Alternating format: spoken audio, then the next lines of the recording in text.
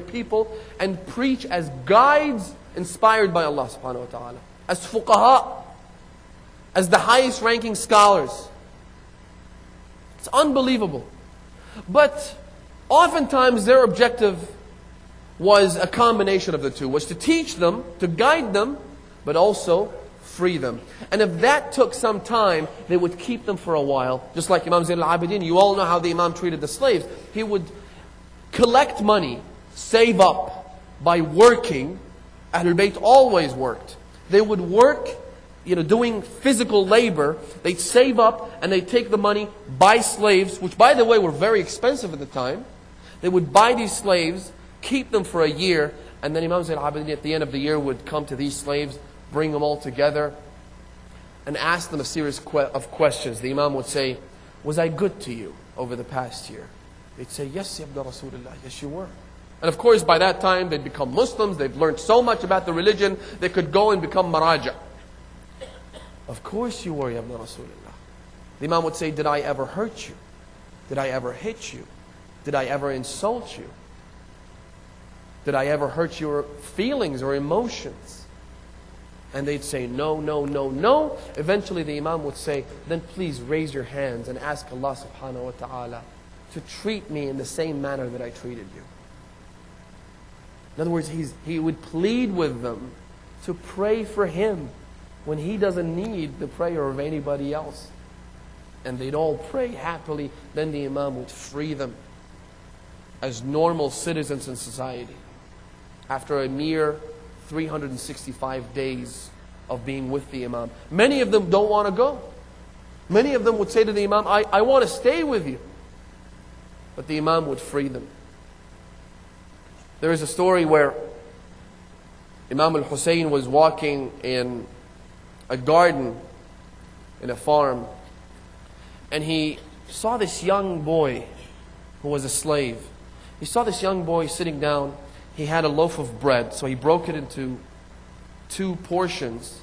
He ate one, and while he was eating from his own half, he was feeding a dog that was nearby with the other half. So he split the food, the little food that he had, between himself and the dog. The Imam walked by, he saw that. He said to him, "Who are you?" He said, "I'm a slave." The Imam called for the owner of the farm. The owner came. The Imam said, "I want to buy this farm along with the slave who works at the farm." So the man gave the Imam a very high price for the farm. The Imam bought it. Then he said to the young boy, "You are free, you are no longer a slave, and here is the farm, it belongs to you." Just look at the traditions of Ahlul Bayt, the way they treated the slaves.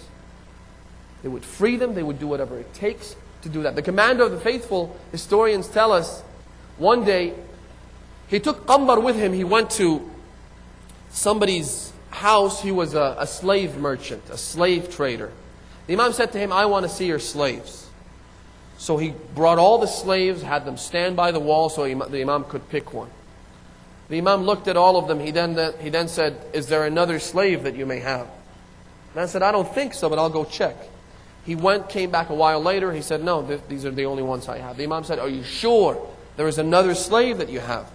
So the man went back and returned a while later saying, "Yes, there is one last slave. He's actually pretty sick. I don't think you'd be interested in him." The Imam said, "I want him." So he brought that slave. Obviously, the slave trader wasn't really offering this slave to the Imam because he didn't think anyone would buy him. So the price attached to him the price tag wouldn't be very high, would it? The Imam said, "I want him." When he noticed the Imam's insistence, he said to him, "Okay, 50 dirhams. 50 silver coins." The Imam said to qambar, "Pay him 50 dirhams." Immediately, no hesitation. The man thought to himself, well, if the Imam wasn't about to bargain, it means he really wants this slave. "Okay, 500 dirhams. The Imam said to qambar, "Pay him 500 dirhams. No questions asked. The Imam said, "Well, you know what? Here's a chance for me to make a lot of money. 5,000 dirhams. The Imam said to qambar, "Give him 5,000 dirhams. The man took the money and he freed that slave. He walked out. The Imam walked out with the slave and qambar. The Imam said to qambar, "If this man had asked me for more and more money until the day of judgment, I would have given him whatever he asked. I would have offered him his price. Do you know who that slave was? It was Maytham al-Tammar, one of the greatest companions of the commander of the faithful.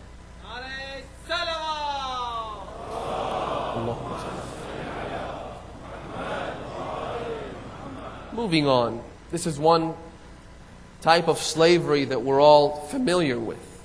Another form of slavery. Once again, we're talking about the prophetic narration where the Prophet says that at the end of times, people will follow their desires. People will obey and worship their temptations.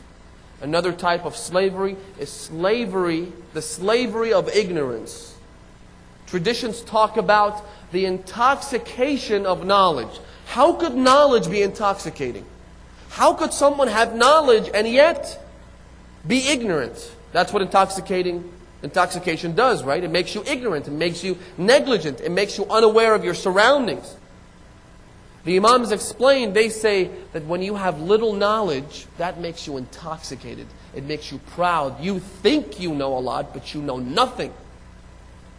And that could be dangerous. One tradition clearly states that having a little amount of knowledge as opposed to sufficient knowledge, the Imam says that that is dangerous.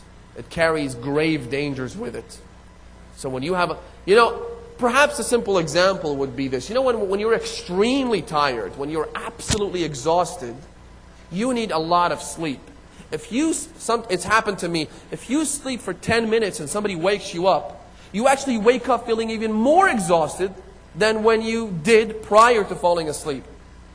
When you have a little bit of knowledge, when you actually need a lot, the Imam says that that could bring intoxication of knowledge, and that's a dangerous state of mind. It's like a drunken man driving in the state of intoxication. Knowledge squared, al-jahl al-murakkab as it's referred to in our texts. To think you know when you actually do not know. Oh, Mahdi Modarresi, I'm not addressing you, brothers and sisters. To actually think you know, that's a very dangerous state of mind. I am so ignorant that I think I know, when in fact I don't even know that I don't know. Really is dangerous. Because you pretend you know, because you treat things in life as if you know, but you don't know. So that's another form of slavery. A third form of slavery is slavery or being enslaved by temptations. Generally speaking, all temptations. Bad habits, whatever the case may be. One tradition states that Ashja'un nas, the most brave of all human beings, is the one who can run away from his temptations. Is the one who could say no when the desire is being offered to him. That's very difficult. Because generally speaking, as human beings, we follow our desires. We follow our heart, as it's normally referred to. We follow what we want. We do what you want. Looking after number one. Being enslaved. And that probably explains the correlation between enslavement and slavery and bondage and temptations can be clearly sensed when you try to break a bad habit. It's very difficult. That's why people go to AA meetings. That's why people enroll in programs. That's why people have interventions. That's why people, go on the Dr. Phil show. That's why people have hotlines where they can call and get help, because it's difficult, it's hard. No one said it was going to be easy. A habit is defined in dictionaries as an obsessive or compulsive desire to do something. When you know that that's wrong, that's a bad habit.